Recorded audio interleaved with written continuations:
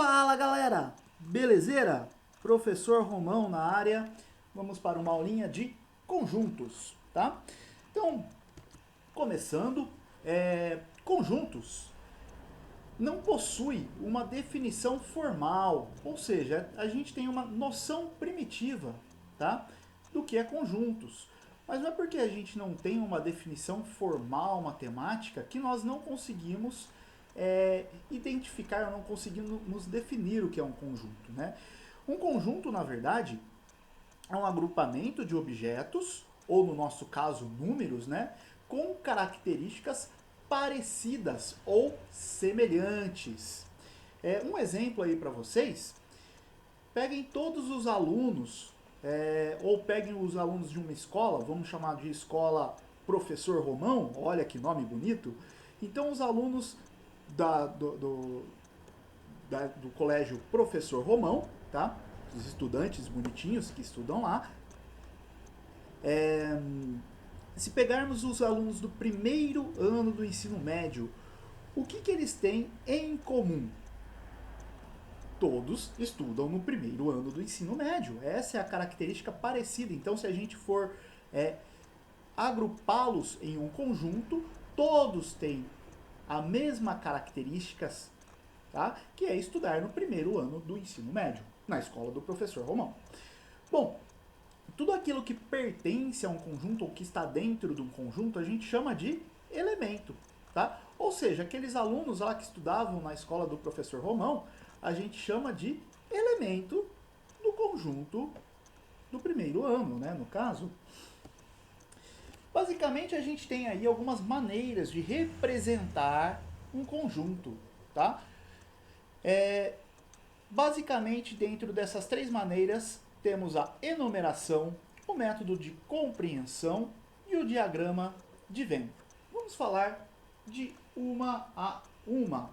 Então, a primeira, a enumeração, o método de enumeração ou o método de listagem, que consiste em nada mais, nada menos do que listar os elementos, tá? Nossa, é fácil? É fácil. Simplesmente a gente pega os elementos, por exemplo, quero listar os elementos, tem um conjunto lá, 1, 2, 3, 4 e 5, tá? Estou listando, estou mostrando quem que é os meus elementos. A gente traz esses elementos entre chaves, tá? Olha, é essa chave aqui, tá? Não é a chave do seriado, não, do Kiko e da Chiquinha. E a gente separa eles por ponto e vírgula, tudo bem? Se quiser separar por vírgula também, é aceito.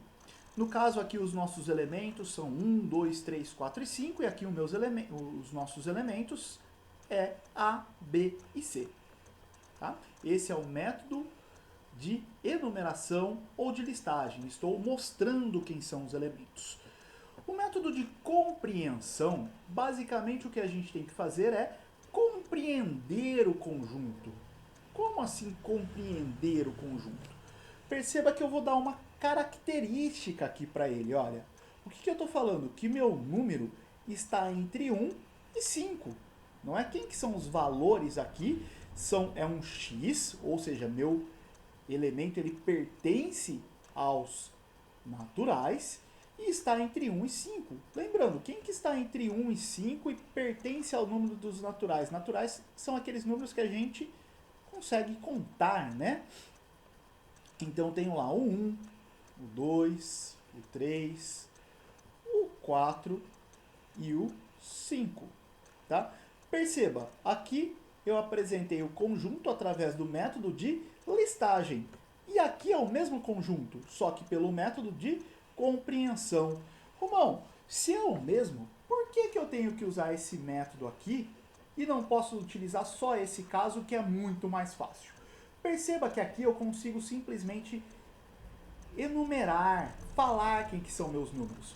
Só que se eu simplesmente tivesse mudado aqui no intervalo, colocasse aqui, por exemplo, um B, um conjunto B é o nosso x pertencente aos reais,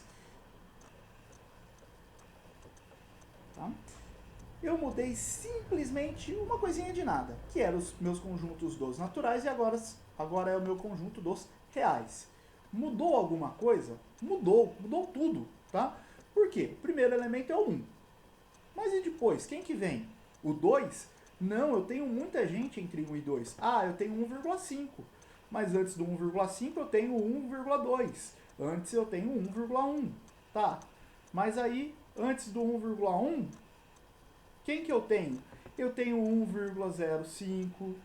Aí eu tenho aqui 1,0000001. Percebam que eu não consigo listar esse conjunto, tudo bem? Então, por isso que a gente deixa neste intervalo. Tá? O último caso é o diagrama de Venn. Tá? O diagrama de Venn nada mais é do que pegar uma curva e colocar os nossos elementos lá dentro. Perceba, esse daqui é o mesmo conjunto A citado no método de enumeração e no método de compreensão.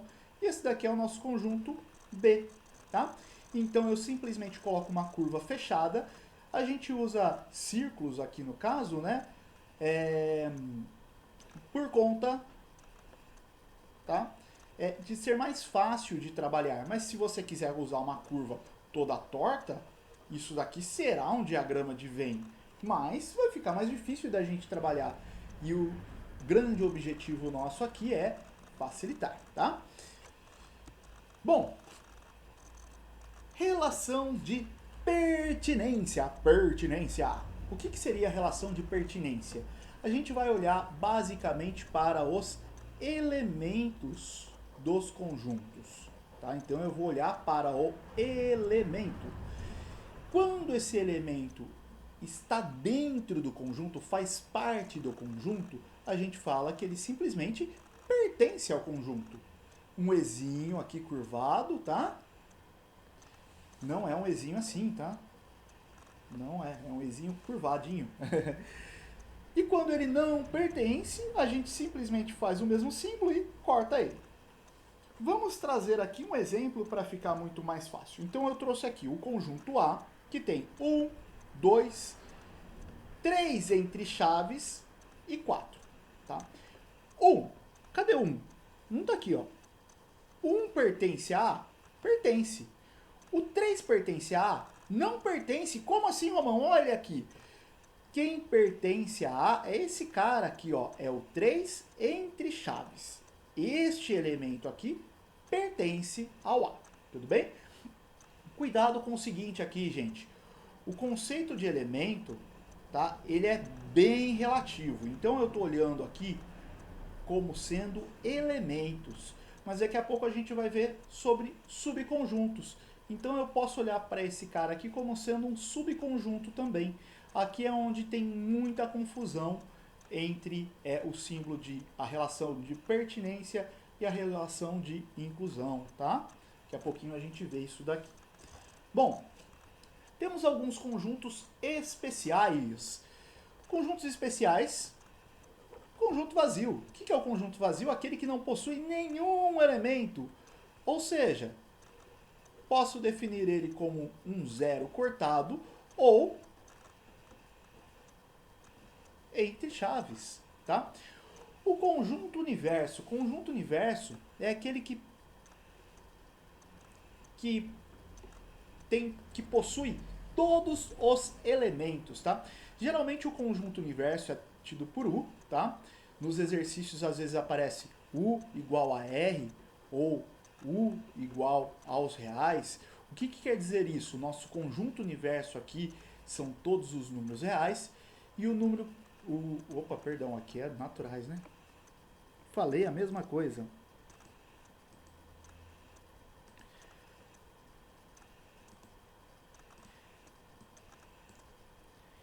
Então aqui no caso, o nosso conjunto universo são os números reais e aqui o conjunto universo poderia ser, por exemplo, os números naturais, tá? Geralmente o exercício traz essa notação pra gente. Vamos ver um caso aqui rapidinho. Se eu simplesmente colocar isso aqui para vocês, olha, x mais 5, tá? X mais 5 igual a zero. Qual que é a solução desta equação? A solução dessa equação é igual a x no caso é x igual a menos 5, né? Porém, isso se eu estiver usando o nosso conjunto universo como sendo os reais, os racionais ou os inteiros. Se eu simplesmente falar que aqui é que o nosso conjunto universo seriam os números naturais, simplesmente eu não consigo ter uma solução aqui. A solução desse problema seria vazia, tá? Romão, dá um exemplo. A quantidade de pessoas da sala mais 5 tem que ser 0, tá? Então, o que tem na sua turma aí mais 5 é igual a 0. É possível esse problema? Não é possível, tá? Por isso que nossa solução é vazia. E o conjunto unitário que possui apenas um elemento. Tudo bem? Então, por exemplo, um exemplo aqui de conjunto unitário, 3. Pronto, um conjunto unitário. Tudo bem até aqui, gente? Bom, subconjunto. Subconjunto nada mais é do que uma parte de um conjunto, tá? Por exemplo, se eu pegar esses números aqui, ó, A, 1, 2, 3, 4 e 5. Eu posso simplesmente falar que esse outro subconjunto, chamar ele de B, para ficar mais fácil, esse outro subconjunto B, 1, 2 e 3, ele faz parte, olha ele aqui, ó. Ele está dentro aqui do A. É como se eu falasse que o A é um pedacinho de B e o 4 e o 5. Tudo bem?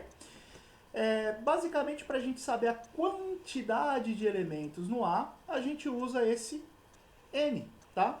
Para falar que é a quantidade de elementos. Então, no caso, esse conjunto A, quantos elementos ele tem? 1, 2, 3, 4, 5 elementos. Tudo bem? E a quantidade de subconjuntos a gente dá como sendo 2 elevado a n, tá? N é a quantidade de elementos. Tudo bem? Bom, basicamente para a gente trabalhar com a relação de inclusão aqui, ou seja, quando um conjunto está contido no outro ou faz parte de um outro, a gente usa esse símbolo aqui, né? Que justamente a gente lê ele da seguinte maneira: A é um subconjunto de B, ou A está contido em B, ou A é uma parte de B. Vamos pegar aqui um conjuntinho A, tá? Então agora eu vou pegar meu conjunto A como sendo 1 e 2, tá? E vou pegar um conjunto B sendo 1, 2, 3, 4. Olha, o A, ele faz parte do conjunto B. Olha ele aqui. Tudo bem? Então a gente usa esse Czinho, parece um Czinho, né? Um Czinho alongado. E quando não está contido, a gente simplesmente corta, tudo bem? Esse valor. Da mesma forma, a gente tem aqui o símbolo de contém. Perceba que o símbolo de contém é virado para o outro lado. Então agora aqui estou lendo que B contém A, tá? Se o B contém A, olha, 1, 2, 3, 4. E o A? 1, 2. Olha lá o conjunto A. O conjunto B contém o conjunto A. Beleza, galera? Vamos voltar lá para um exemplo, aquele exemplo que eu tinha dado lá no começo da nossa aula, mas agora utilizando a relação de inclusão. Então lá eu tinha dado o exemplo desse mesmo conjunto, só que para a gente usar a relação de pertinência. Lembrando, a relação de pertinência a gente utiliza para elemento, tá? E a relação de inclusão? A relação de inclusão a gente utiliza para conjuntos.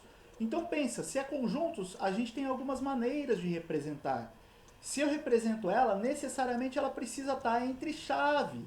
Então eu coloco chave e vou colocar aqui no meio o meu elemento, tá? Então perceba, o conjunto com o elemento 1, tá? O conjunto com o elemento 1 está contido em A? Sim. Olha meu elemento 1 aqui. O conjunto com o elemento 3 está contido em A? Não. Por que não está?